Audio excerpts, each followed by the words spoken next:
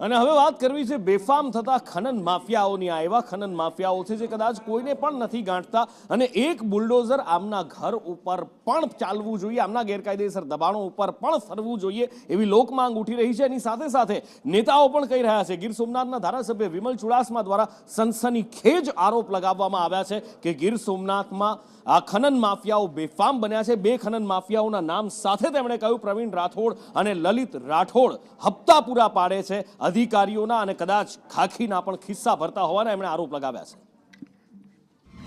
आज एक विस्तार आज एक धारासभ्य तरीके हूँ पत्र लगता हो लोकेशन आपतो हो अने त्या मोटा मोटा अपने विधानसभा बे बे माळ सुधी जे अंदर वही जाए आटला मोटा मोटा खाडा पड़ेला है छतां पण आईना कमिश्नर ने जाण होवा छतां आईना सचिव ने जाण होवा छतां पण आजे त्या आजनी रोजे पण धमधमती बिल्डिंग लाइमस्टोन चाली रही है। खनिज माफिया बेफाम जाहेर में कही रह्या छे कि आ अमारुं कोई नहीं बगाड़ी ले, अमे छेक सुधी हप्ता आपीए छे एवुं जाहेर में कहेता होय छे। आज एक धारासभ्य तरीके जो वातनो कोई सांभळतो હોય તો સામાન્ય માણસની શું સામાન્ય માણસનું